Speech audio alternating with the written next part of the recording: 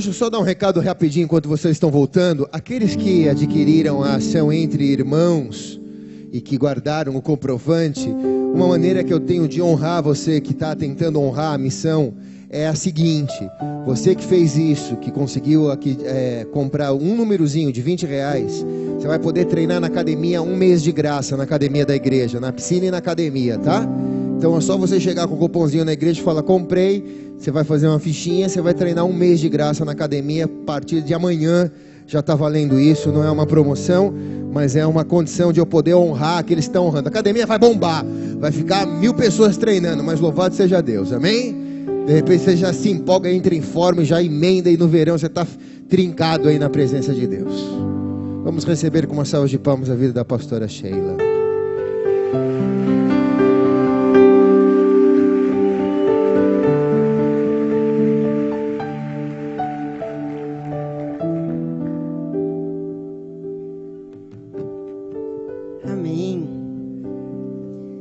Abrir as nossas Bíblias na carta aos Colossenses, capítulo 1.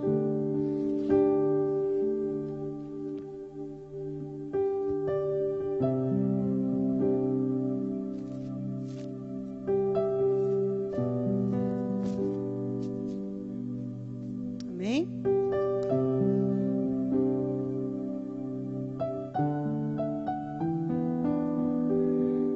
Glória a Deus.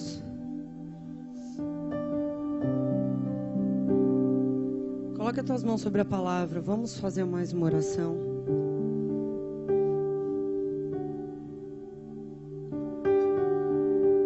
Senhor, eis aqui a tua palavra, Deus. Essa palavra é uma palavra que vem do teu trono sobre nós. É uma palavra viva. É uma palavra eficaz. É uma palavra sobre a qual está escrito que ela prospera em tudo aquilo para quanto ela foi enviada. E ela não volta para ti vazia, Senhor.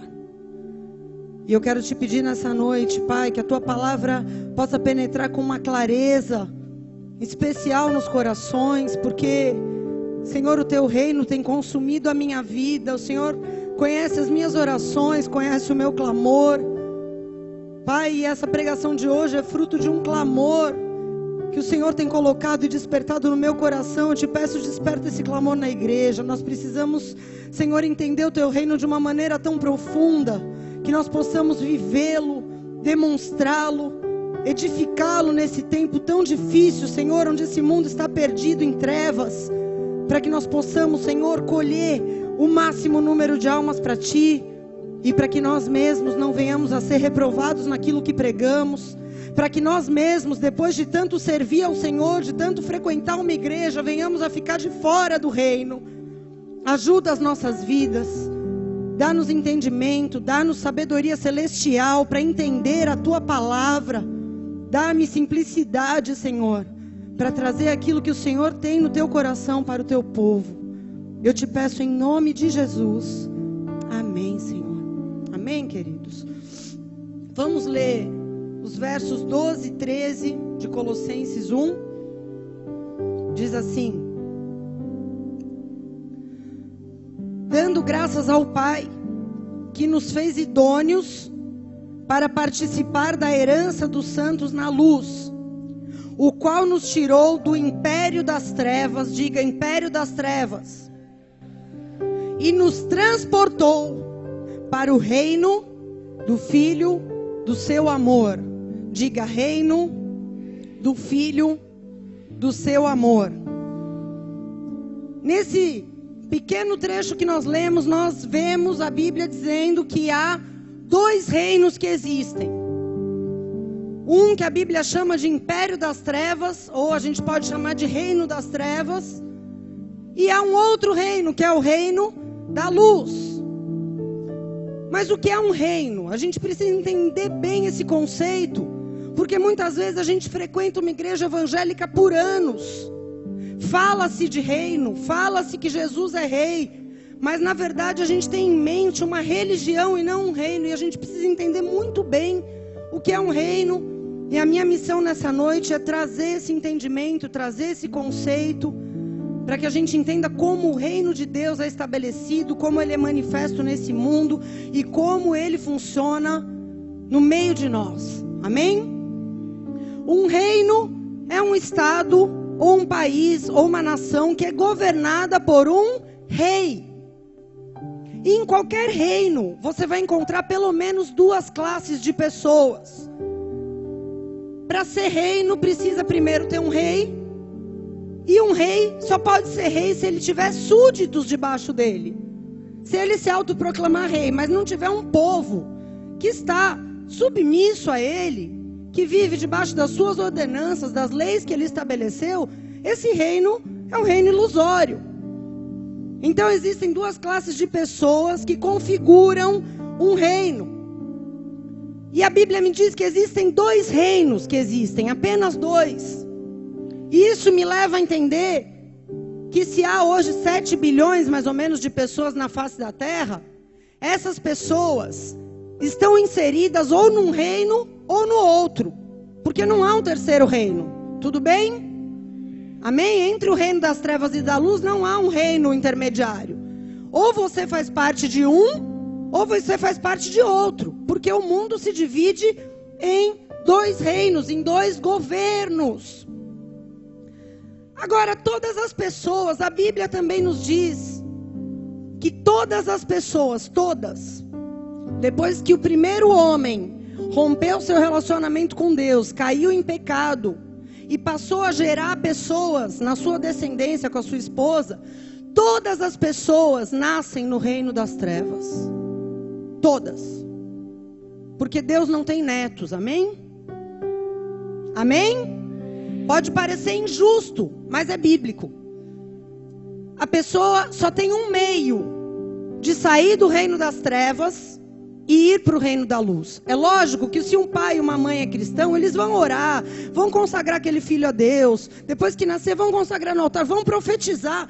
Mas a verdade é que aquela pessoa, quando tiver entendimento, discernimento e possibilidade de fazer opções, ela vai ter que escolher quem vai ser o rei da vida dela, em que reino ela quer viver aqui na terra. E só há um meio, a Bíblia diz, de uma pessoa passar para o reino da luz: pela sua própria vontade, pelo seu livre arbítrio. Essa pessoa escolhe romper com o reino das trevas em algum momento da sua vida. Pode ser na infância, pode ser na adolescência, pode ser na idade adulta, mas em algum momento essa pessoa toma uma decisão. Ela diz: eu quero pertencer ao reino da luz. Eu quero que Jesus seja rei sobre a minha vida. Eu quero que Ele me governe. Então essa pessoa, ela é transportada do reino das trevas para o reino da luz, para o reino do Filho do seu amor. Tudo bem até aí?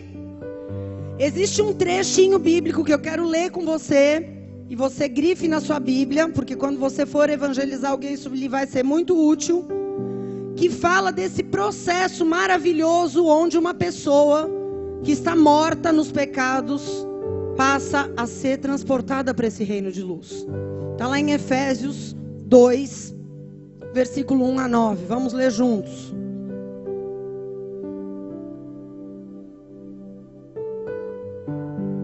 Diz assim: Ele vos vivificou, estando vós mortos em ofensas e pecados, vocês que noutro tempo andavam segundo o curso deste mundo, segundo o príncipe das potestades do ar, do espírito que agora opera nos filhos da desobediência, entre os quais todos nós também andávamos nos desejos da nossa carne, fazendo a vontade da carne e dos pensamentos, e éramos por natureza filhos da ira, como os outros também. Mas Deus, que é riquíssimo em misericórdia, pelo seu muito amor com que nos amou, estando nós ainda mortos em nossos pecados, nos vivificou juntamente com Cristo. Pela graça sois salvos. E nos ressuscitou juntamente com Ele, e nos fez assentar nos lugares celestiais em Cristo Jesus, para mostrar nos séculos vindouros as abundantes riquezas da sua graça, pela sua bondade para conosco em Cristo Jesus. Porque pela graça sois salvos, por meio da fé. E isso não vem de vós, Isso é dom de Deus, não vem das obras, para que ninguém se glorie. Porque nós somos feitura sua, criados em Jesus Cristo para as boas obras, as quais Deus preparou para que andássemos nelas. Olhe para cá. Em outras palavras, mais simples, esse texto é o relato da história de uma pessoa que nasceu de novo. Ele diz assim: estando nós mortos em nossos pecados, andávamos seguindo o curso desse mundo, seguindo o príncipe das potestades do ar. Quem é que governa esse mundo? Satanás. Seguindo ele, fazíamos o quê? A vontade da nossa carne e a vontade dos nossos pensamentos. Ou seja, nós não tínhamos freio. Aquilo que dá na nossa telha a gente fazia. E éramos filhos da desobediência e da ira.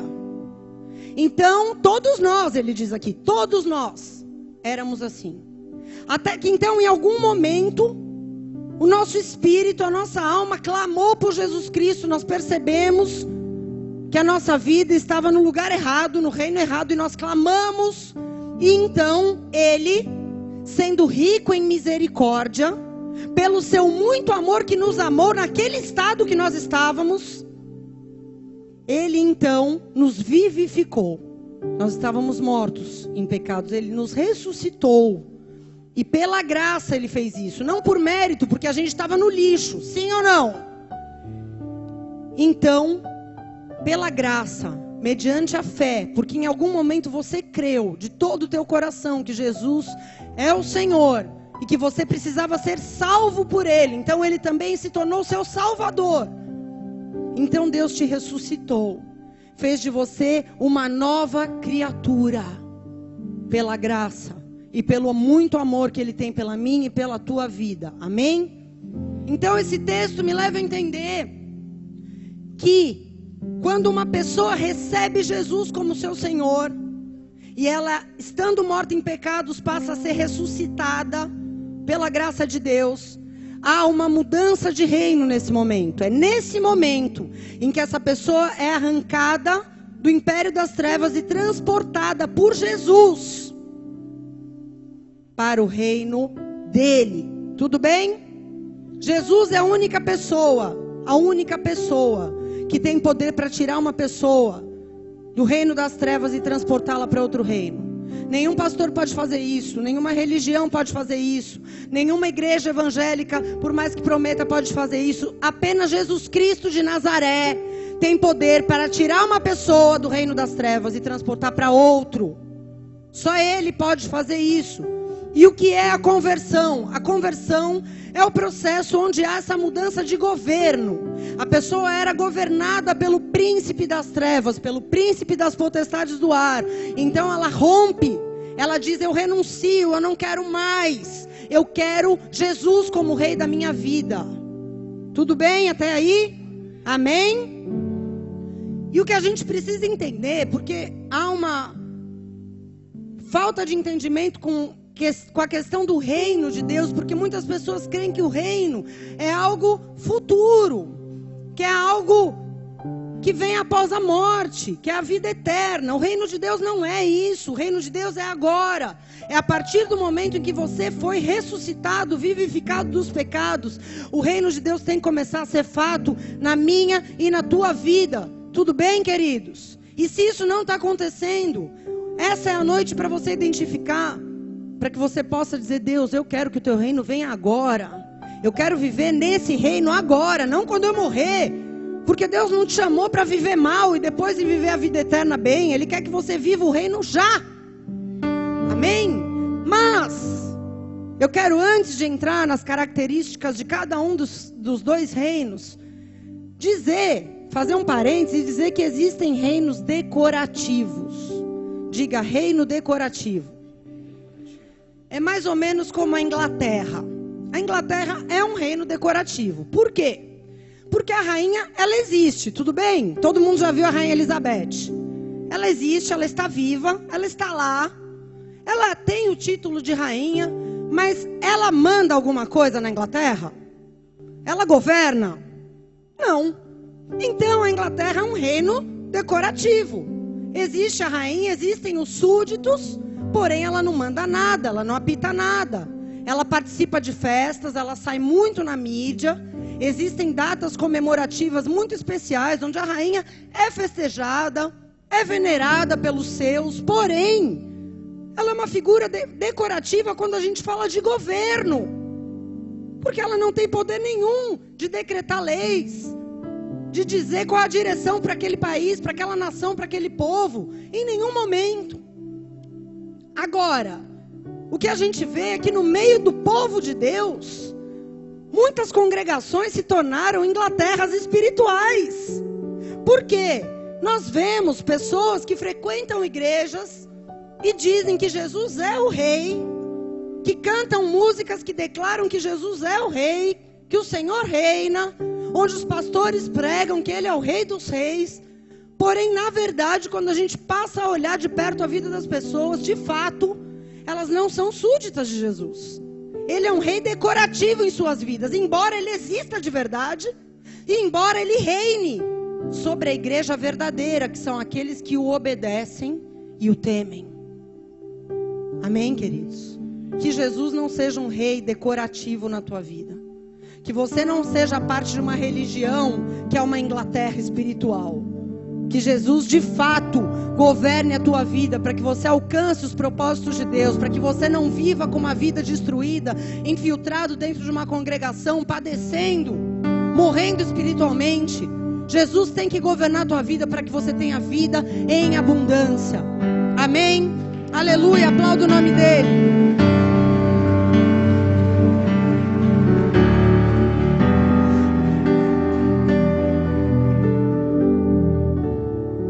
Queria falar algumas características, porque todo reino tem características próprias. Primeiro, cada reino tem a sua própria lei. Diga, lei. A lei do reino das trevas nós lemos aqui em Efésios 2, versículo 3. Viva como você quiser, que seja feita a sua vontade. Faça o que der na telha, não dê satisfação a ninguém. Siga o seu coração, ninguém manda no seu nariz. Fique tranquilo. Essa é a lei do reino das trevas. Viva segundo a tua vontade. Seja feita a tua vontade. Agora é interessante porque muitas pessoas, mesmo depois de se dizerem cristãs, continuam vivendo como querem, como acham. Elas não seguem uma teologia, elas seguem uma doutrina que chama axologia. Ah, não, a Bíblia diz, mas eu acho que não é bem assim. Ah, eu fui aconselhado, me mostraram na palavra, mas eu acho. E vive na axologia.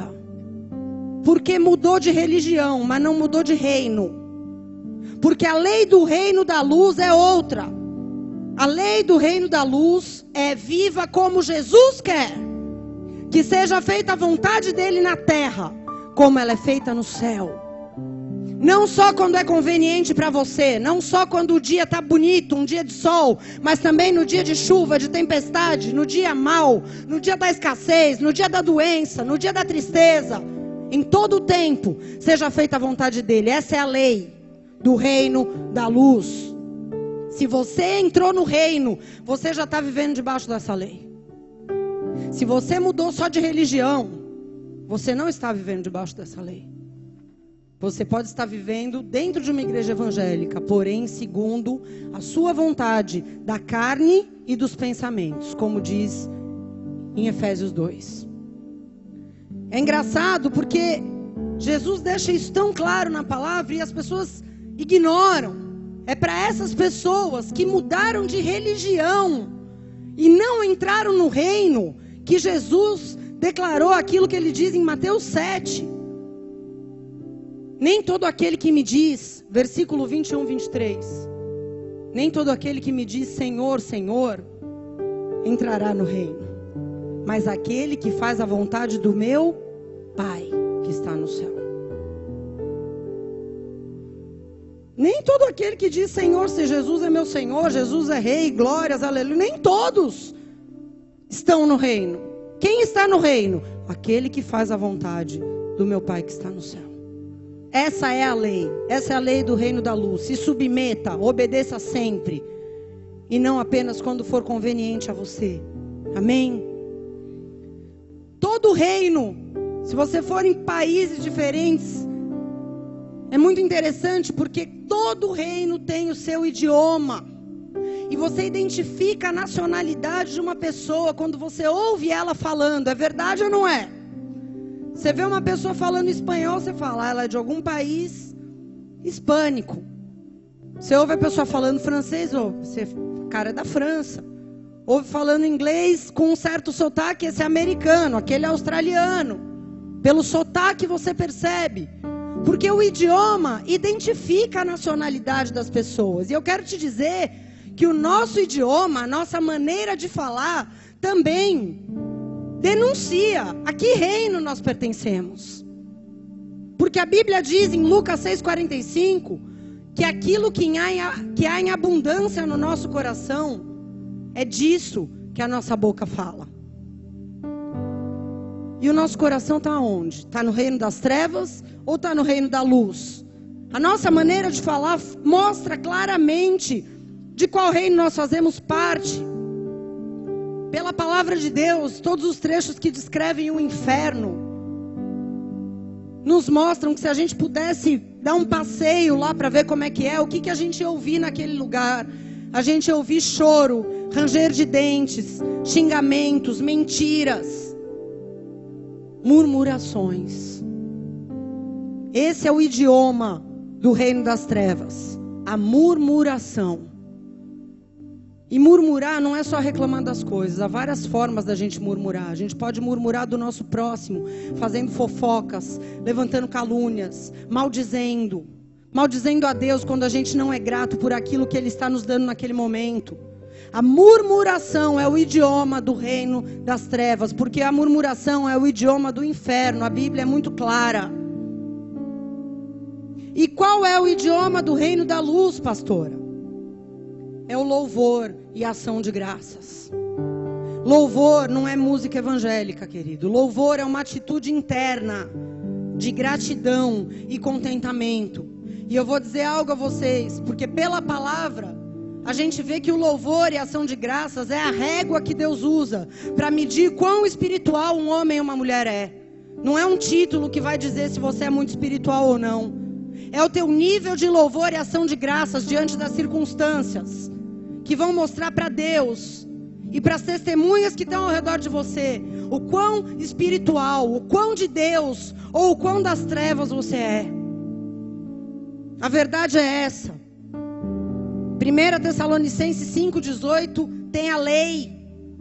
Porque a gente falou que a lei é o quê? Fazer a vontade de Deus, amém? Então diz lá, em tudo dai graças, pois essa é a vontade de Deus.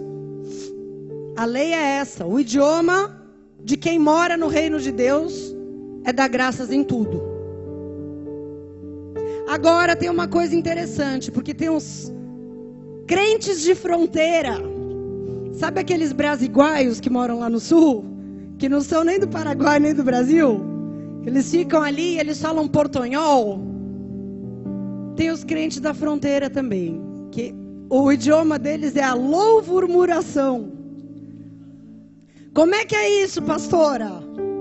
A Bíblia também fala. A Bíblia fala tudo, irmãos. É só você estudar, viu? Tiago 3, 9 e 10. Da mesma boca procede bênção e maldição. Esse é o crente da fronteira. Horas ele está cá, horas ele está lá. Horas ele está sendo usadíssimo por Satanás, porque a nossa boca é muito profética e tem muito poder criativo nas nossas palavras, porque nós somos feitos semelhança de Deus, somos feitura dele, como a gente leu. E horas a gente é muito usado para orar, interceder, profetizar bênção, declarar reconciliação. Horas a gente é muito usado para falar porcaria, para amaldiçoar, para mentir, para caluniar, para fazer fofoca. Esse é o idioma do crente da fronteira. Fala pro teu irmão, tua boca te denuncia, querido. Cuidado com o que você fala. Amém? Cada reino Terceira característica. Cada reino tem a sua própria bandeira. A gente olha para essas bandeiras aqui ao nosso redor.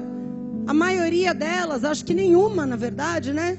Tem nada escrito, são símbolos que distinguem essas nações. Quando a gente assiste os Jogos Olímpicos, aquelas delegações entrando, cada uma com a sua bandeira. E se você olha para as pessoas, você não vê de onde elas são, mas você olha para a bandeira e você fala, opa, aquela é da Argentina, aquela é da Inglaterra, aquele lá é da Índia. Porque as bandeiras identificam os reinos. A bandeira é um distintivo, é algo ao qual as pessoas olham e falam, opa, esse é de tal reino. Porque a bandeira dele é aquela. E a bandeira do reino das trevas é o orgulho egoísta. É muito fácil você ver como uma pessoa está presa ainda em trevas. Porque o orgulho egoísta é evidente na vida dela em tudo. É uma bandeira. Em ações, em palavras, em pensamentos, em intenções, o orgulho egoísta é muito evidente. E Romanos 16:18 diz que no meio da igreja de Roma, para tomar cuidado, porque haviam pessoas que não serviam a Cristo, mas serviam ao seu próprio ventre.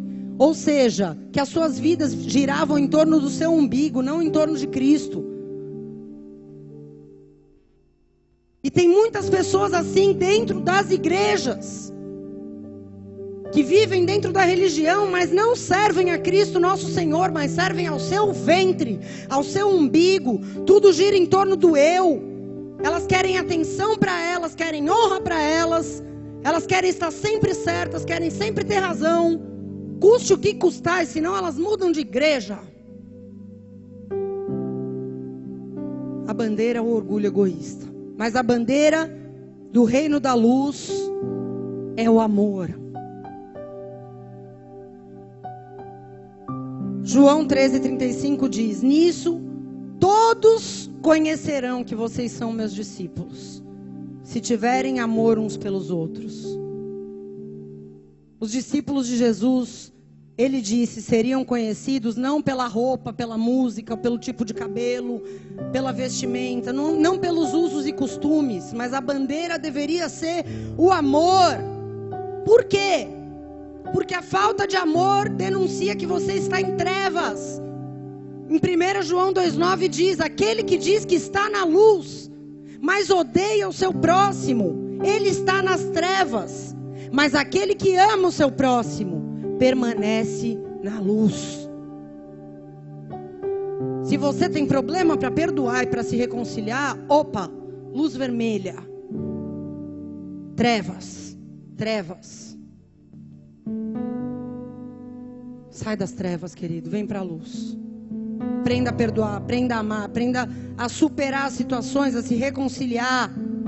Se você quer pertencer a esse reino, você tem que carregar essa bandeira, por mais difícil que seja.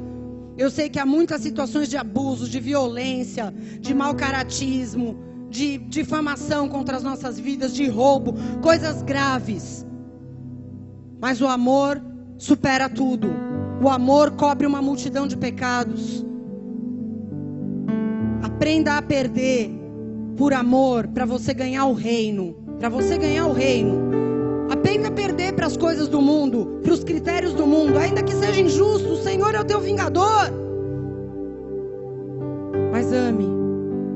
Dê a segunda, terceira chance, perdoe 70 vezes 7, perdoe 490 vezes a mesma coisa, ame.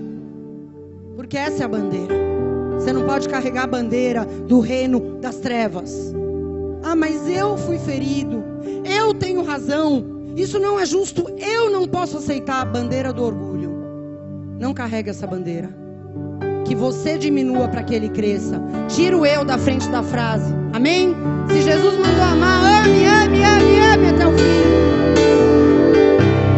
Se supere. A cada afronta, a cada agressão, a cada desafio que for colocado na tua frente, se supere. E a quarta característica é que cada reino tem uma cultura própria. Isso é muito interessante, porque o que é cultura, se a gente puder definir? Cultura é um conjunto de atividades de um povo que distinguem esse povo de outros povos. O povo indígena tem uma cultura diferente do homem branco. Os povos africanos têm uma cultura diferente dos povos europeus. Os povos asiáticos, chineses, japoneses, têm uma cultura totalmente diferente. E se você viaja nessas nações, ou até mesmo aqui dentro do Brasil, que é um país tão grande, regionalmente a gente vê que a cultura é tão forte. E a cultura é algo que não é teórico, ela é algo muito vivo. É algo que está no sangue de um povo. Mas também é verdade que algumas culturas foram extintas, porque talvez o povo teve o seu território invadido, uma outra nação dominou, e hoje aquela cultura passou a ser só um livro escrito, apenas registros históricos, já não existe mais, porque o povo foi engolido. E o que eu vejo é que muitas vezes isso tem acontecido no meio do povo de Deus, porque o reino de Deus tem uma cultura própria. E essa cultura ela tem que ser viva, ela tem que ser demonstrativa.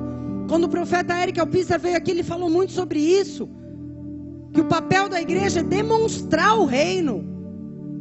Pregar o reino, anunciar. João Batista anunciou, pregar, Jesus pregou. Agora a igreja tem que demonstrar. E muitas vezes a igreja continua só pregando e não demonstra. Porque acredita que os milagres, os sinais, os prodígios são coisas do passado. São coisas do livro de Atos, dos evangelhos. Isso não pode acontecer, porque o reino das trevas tem uma cultura. E a cultura do reino das trevas é roubo, é destruição, é morte, é mentira. Porque o diabo é o pai da mentira, João 8,44. E o diabo é o inimigo, o ladrão que veio para roubar, matar e destruir. João 10, verso 10. Essa é a cultura do reino das trevas. Onde você vê pessoas mentindo, pessoas sendo enganadas, pessoas roubando, pessoas sendo roubadas, pessoas destruindo, pessoas sendo destruídas, pessoas matando e outras morrendo, é sinal que ou aquela vida, ou aquela família, ou aquela cidade estão debaixo do governo do reino das trevas. Mas o reino da luz tem a cultura da liberdade, da verdade e da manifestação do poder de Deus. Amém? Quando a gente recebe a verdade na nossa vida, a Bíblia diz: conhecereis a verdade. A gente que viveu a mentira, viveu no engano a vida inteira, quando você recebe a verdade vos libertará. Quando eu percebo que tudo que eu acreditei, tudo que eu fiz não tem nada a ver com aquilo que Deus tem, quando Jesus, que é o caminho e a verdade, é apresentado a mim, então eu começo a andar em liberdade. Os meus relacionamentos já não me escravizam mais. Os meus hábitos já não me escravizam mais. Os meus pensamentos já não me escravizam mais. Porque agora eu conheço a verdade e eu não ando mais em trevas.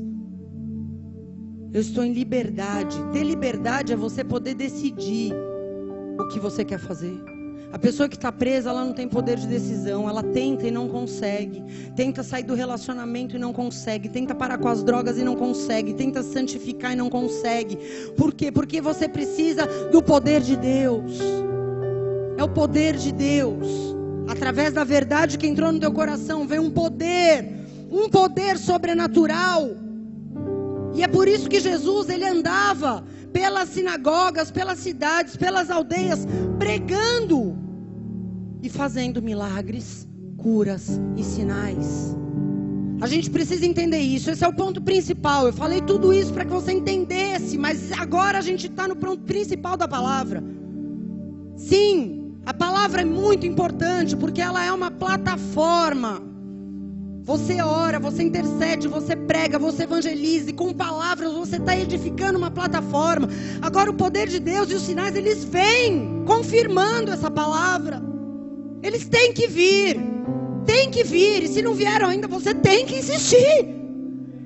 Porque se com Jesus era assim, com a gente também tem que ser. Em João 20:31, a Bíblia diz o seguinte: que todos os sinais registrados na palavra foram registrados para que as pessoas creiam que Jesus é o Filho de Deus e, crendo, tenham vida em seu nome. O reino de Deus é demonstrado através de milagres, curas, sinais. Então eu quero te dizer o seguinte: o objetivo de Deus, quando Ele opera algo na vida de uma pessoa, quando Ele opera um milagre, quando Ele opera um prodígio, quando algo acontece sobrenatural, o objetivo principal de Deus não é abençoar. O objetivo principal de Deus é que aquilo que Ele fez se torne uma mensagem. E essa mensagem seja a seguinte: olha, Jesus, aquele que fez o milagre, é o Filho de Deus. Creia nele e você vai ter vida. Deus quer abençoar? Quer, mas isso é secundário. O primário é: aquele milagre tem que se transformar numa mensagem para muitas pessoas. Que as pessoas olhem e falem: olha, quem fez isso? Ele, Jesus, o Filho de Deus. Ele é o Filho de Deus. Essa é a intenção dele. Por isso que você não pode se calar quando acontece algo na tua vida. Porque a intenção de Deus, quando Ele abençoa, cura, liberta uma pessoa. O que Ele fez com aquele gadareno lá de Marcos 5? O homem que todo mundo via que era endemoniado, que nem correntes conseguiam segurar o cara, de tão endemoniado que ele era. A família não sabia mais o que fazia. De repente aquele cara é liberto. E Jesus queria só libertar ele? Não, Jesus falou: meu, vai ser um evangelista. Vai ser o maior evangelista da reunião. Sai daqui, vai evangelizar, vai pregar. Vai ser um ministro de Deus. As pessoas precisam saber quão grandes coisas Deus te fez. Esse é o objetivo de Deus. As pessoas que conheceram a tua história, que viram como você era mentiroso, mau caráter, como tua vida estava destruída, como você tinha depressão, como você estava depressivo, ou era uma pessoa promíscua, falida. Essas pessoas que sabiam de tudo isso precisam saber quão grandes coisas Deus fez a ti. Porque esse é o reino. Esse é o reino de Deus. Essa é a cultura do reino. Essa é a cultura do reino de Deus. É sair por aí edificando o reino, demonstrando o poder de Deus. Porque está escrito: esses sinais seguirão aos que creem. Em meu nome expulsarão demônios. Querido, não é o pastor que vai expulsar demônio, é você. Em meu nome falarão novas línguas. Em meu nome pegarão serpentes. Em meu nome porão as mãos sobre os enfermos e eles serão curados. Esses sinais seguirão só quem crê. Quem crê? Então esse sinal tem que seguir a tua vida. Tem que seguir a tua vida. Jesus liberou essa palavra sobre os discípulos. Ele falou para os discípulos: esses sinais seguirão os que creem. Vocês farão isso, isso, isso e isso. E sabe o que os discípulos fizeram quando eles receberam essa palavra? Eles não ficaram sentados esperando nada. A Bíblia diz em Marcos 16:20, os discípulos saíram, pregaram por toda parte, e o Senhor cooperava com eles, e o Senhor confirmava a palavra pregada com sinais. Deus vai te honrar se você sair pregando por aí. Vão vir sinais que vão confirmar tudo que você fala, porque essa é a vontade de Deus.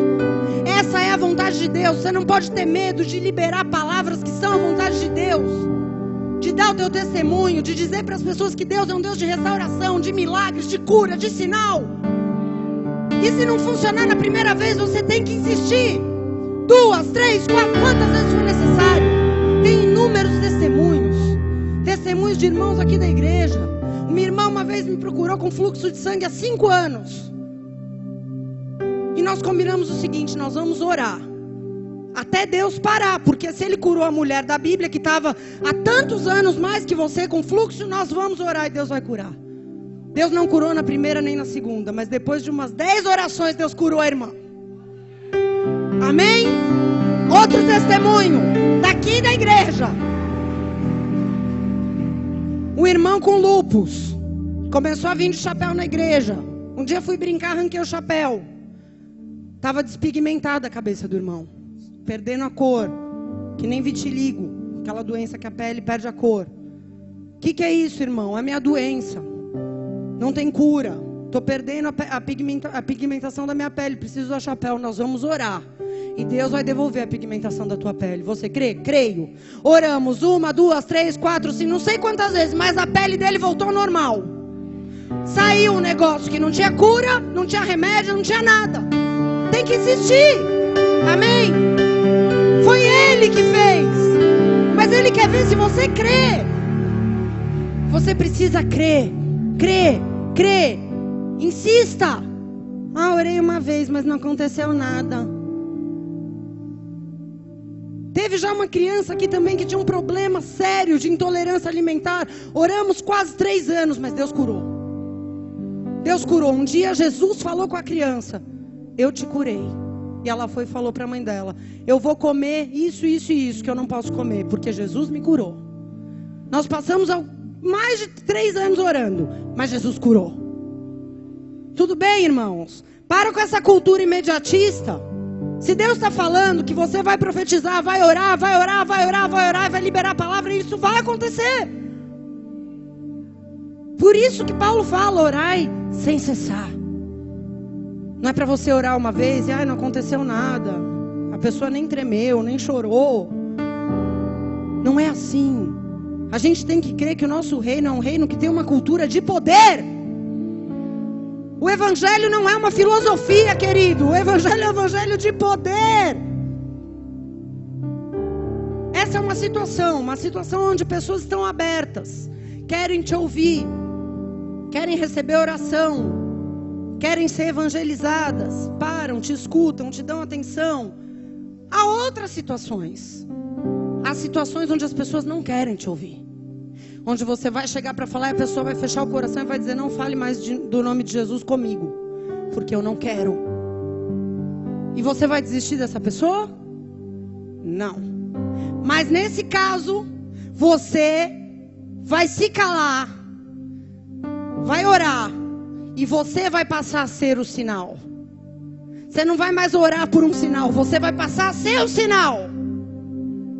Porque essa pessoa, o dia em que a tua oração surtir efeito no coração dela, e ela se desesperar e falar: meu Deus, eu preciso de ti, você vai ser o sinal. A primeira coisa que vai vir na mente dela é a tua cara, eu te garanto. Porque foi assim comigo. Minha irmã vinha me evangelizar e eu repudiava, detestava, até o dia que eu falei: se você falar mais uma vez de igreja, nunca mais você precisa falar comigo. E ela entendeu que era tempo dela ficar quieta. E só intercedei, nunca mais tocou no nome de Jesus, nunca mais me chamou para a igreja, nunca mais falou nada. Só que eu chegava 4:30 da manhã, da balada bêbada, fedendo, e ela estava lá, me abraçava, me beijava, ia dormir, mas não falava nada. Não perguntava onde eu estava, nada. Ela ia para o quarto orar, depois que eu chegava. Só que teve um dia que Deus me pegou, que eu tive uma experiência muito forte com Deus. E naquele momento, eu fiz a seguinte oração, dentro de um banheiro: se tudo o que a minha irmã falou é verdade, me salva, Deus, porque eu não quero mais viver assim. Foi a primeira pessoa que veio na minha cabeça. Ela era um sinal para mim. Porque eu não queria ouvir o que ela tinha para me dizer, mas eu não podia negar que ela era feliz. E ela já não levava mais aquela vida que eu estava levando. Como que ela podia ser feliz? Sem fumar, sem beber, sem sair, sem fazer nada. Aquilo me deixava perplexa. Mas no dia em que o meu coração sentiu um vazio e clamou por Deus, eu me lembrei de um sinal da cara dela na minha frente. Eu falei: ela está certa. E eu imediatamente fui para minha casa esperar ela e falei: eu quero esse Deus. Eu quero Jesus. Você é um sinal para minha vida, me ajuda. O que eu tenho que fazer? Onde é a igreja? Vocês estão entendendo? Você vai se tornar um sinal para muitos. Para muitos. Deus quer fazer de você mais do que um pregador. Porque tem gente que fala muito, fala muito, fala muito, mas não é um sinal para as pessoas. A sua vida tem que ser um sinal. O apóstolo Léo me falou uma coisa. A última vez que ele esteve aqui, ele falou: eu aprendi uma coisa nova, eu quero falar para vocês. Antes de trazer as pessoas para Jesus, traga as pessoas para você. E depois que você trouxer elas para você e ela fala, nossa, como você é maravilhoso, você fale, é por causa de Jesus. Aí você apresenta para Jesus. Porque a gente quer enfiar Jesus goela abaixo das pessoas, mas a gente não é um sinal para elas, muitas vezes. Estão entendendo? Deus quer fazer de mim e de você mais do que pregadores. Deus quer fazer de você um sinal vivo, um memorial, para que quando uma pessoa estiver em apuros, ela se lembre, não de um monte de blá blá blá evangélico, mas ela se lembre que a tua vida é um sinal de que Deus pode transformar a pior pessoa, a pessoa que estava mais zoada, mais destruída, que pode mudar a história de uma vida. Ela vai se lembrar, você é um sinal, você é um memorial para mim. Essa pessoa vai lembrar. Isaías profetizou algo no capítulo 8, verso 18, e eu quero liberar como uma palavra profética para essa igreja nessa noite. Ele diz, eis-me aqui com os filhos que o Senhor me deu, eles são como sinais e prodígios da parte do Senhor dos exércitos. Levanta a tua mão, eu quero declarar sobre a tua vida, que você, que é filho espiritual, da minha vida, da vida do Eric, que você é um sinal, que você é uma pedra viva, que você é um memorial, que você é um monumento edificado por Deus para mostrar que Ele é um Deus de milagres, um Deus de cura, um Deus de sinais, um Deus de restauração financeira, um Deus de restauração conjugal, familiar, um Deus de restauração, de cura física. Em nome de Jesus, você é um sinal vivo nessa cidade e nas nações. Ore calabassuri andalabasei. Ore baixere calabarabassuri andalabasai. Você é um sinal, você é um memorial, você é um prodígio da parte do Senhor dos exércitos nessa geração. Ora bassuri alabasereca. Só você sabe o quão poderoso teu Deus é. Por mais que uma pessoa esteja do teu lado, por mais que seja teu esposo, só você sabe o que Deus faz no teu coração, como Deus te toca, como Deus te transforma, só você sabe. E é por isso que Deus quer usar você para demonstrar esse reino. Deus quer te abençoar, Deus quer te dar plenitude, mas o propósito maior de tudo que Ele faz na tua vida, tudo, é que as pessoas vejam que Ele é o mesmo ontem, hoje, eternamente. Esse é o propósito final de Deus para nós. Deus abençoa sim, mas não para propósitos egoístas, não porque um é melhor que o outro. Deus abençoa porque Ele quer que as pessoas olhem e você fale, olha, não olha para isso não, olha aqui, foi Ele. Ele é o mesmo ontem, é o mesmo hoje, é o mesmo eternamente.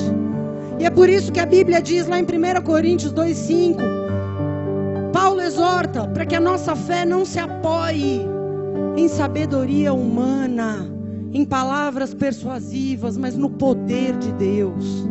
Sua fé não pode se apoiar em boas pregações, sua fé tem que apoiar no poder de Deus, no que Deus tem feito por ti, no que Deus tem te mostrado, no como Ele tem tirado as escamas dos seus olhos, como Ele tem feito maravilhas com você. Que poder é esse que cura, que santifica, que salva, que restaura, que muda, que levanta a vida de alguém que está caído, que transforma. Isso não é uma religião, isso é o poder de Deus. É o poder de Deus que está sobre a minha vida e sobre a tua vida. E eu quero te dizer algo, porque esse ano tem sido um ano muito difícil, de muitas batalhas espirituais, muitas. Não sei se só para nós, mas acho que para muitas pessoas. Para você também, levante a mão. Aleluia, não estou sozinha, nem meu marido. E sabe o que Deus me falou? Ele tem uma resposta para cada ataque de Satanás. A resposta de Deus para cada ataque de Satanás é uma unção mais poderosa.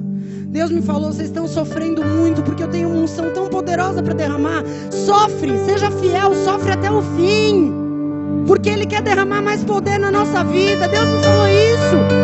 Não reclame, eu tenho algo maior para derramar sobre ti, diz o Senhor.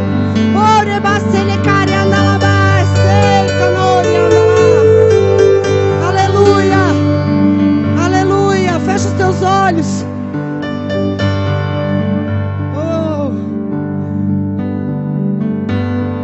O Evangelho é o poder de Deus. O Evangelho é o poder de Deus. evangelho do reino, esse é o evangelho do reino. Existe um evangelho sendo pregado que é o evangelho do homem, mas presta atenção no evangelho do reino. Essa é a palavra de Deus, essa palavra não é minha, essa palavra é de Deus. É a palavra que está escrita desde antes da fundação do mundo e que está sendo liberada sobre a tua vida. Não importa quantos anos você está na igreja, se você identificou que você não está no reino da luz, hoje é a tua noite. Você falar: Jesus, você tem sido um rei decorativo na minha vida, mas eu não quero mais isso. Eu quero mudar de reino, isso não é vergonha. É preciso coragem para admitir que eu estou na igreja onde a palavra é pregada, mas eu estou no reino errado. E se você também nunca conheceu a palavra de Deus, se você nunca ouviu o evangelho, mas se nessa noite você falou: eu não quero viver no reino das trevas, eu quero ser transportada para esse reino de amor, eu quero ser transportada para esse reino eterno, para esse reino de poder. Eu quero fazer essa oração por esses dois tipos de pessoas.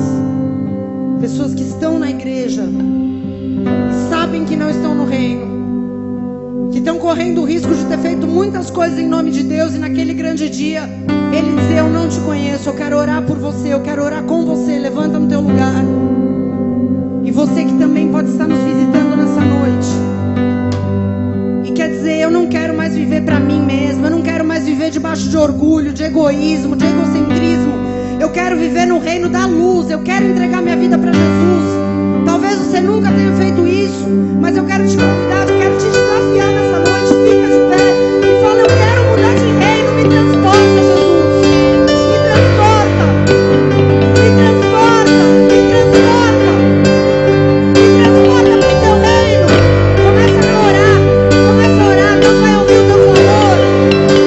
Jesus, me transporta para o teu reino, me transporta para o teu reino. Eu quero entregar minha vida para o teu reino, não para uma igreja, não para uma religião, mas para o teu reino.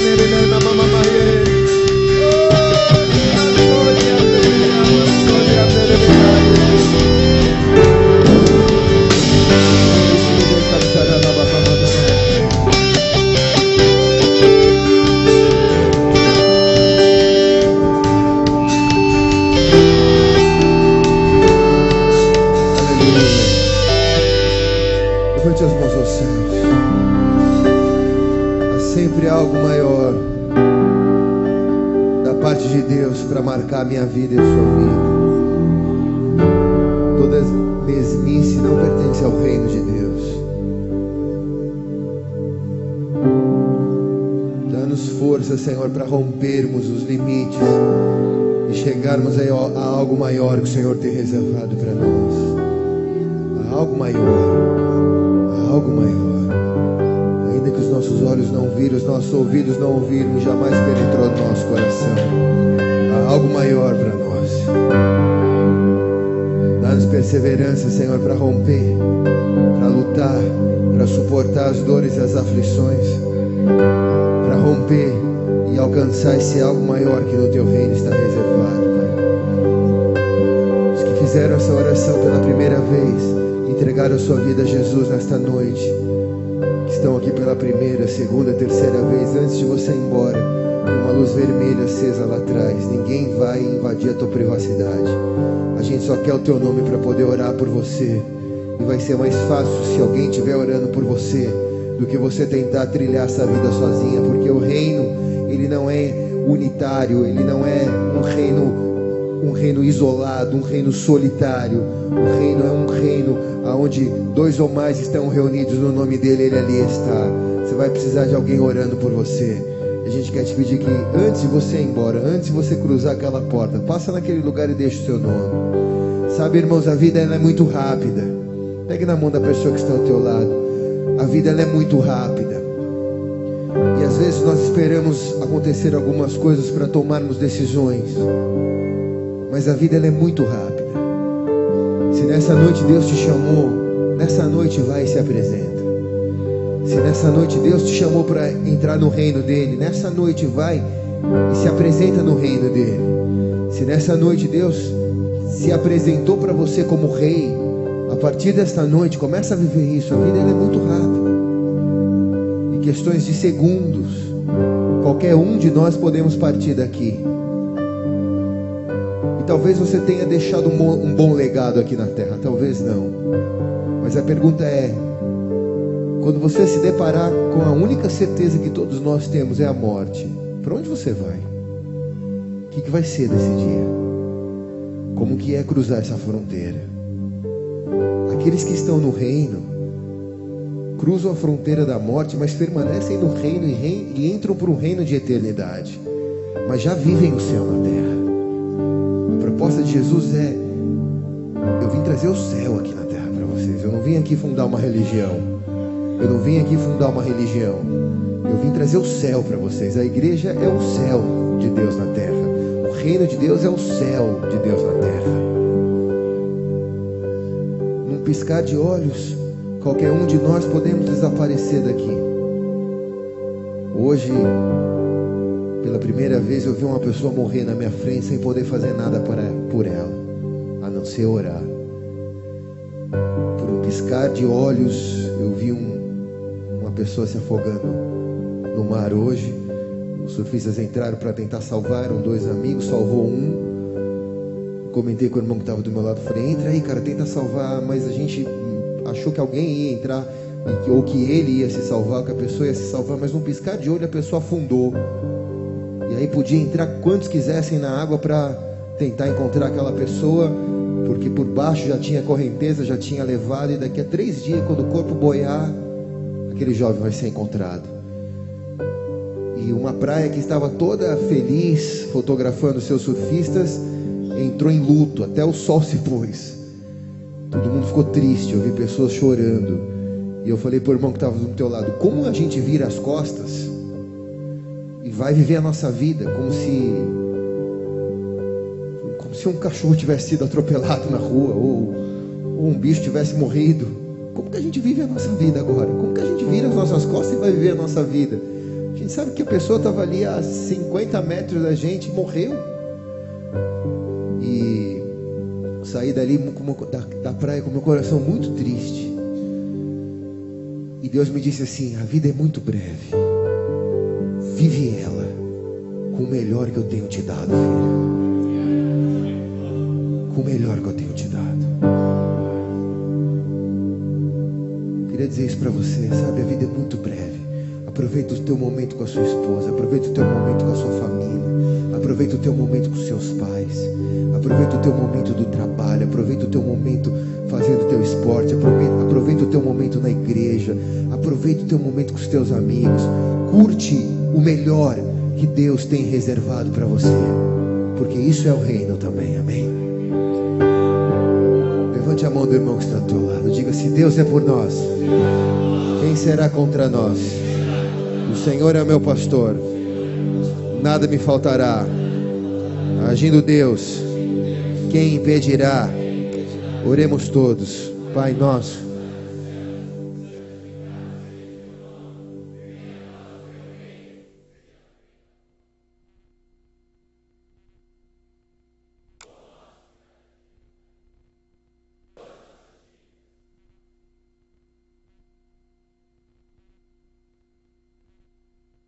mas livra-nos do mal, o poder e a glória para sempre. Amém e amém. Eu te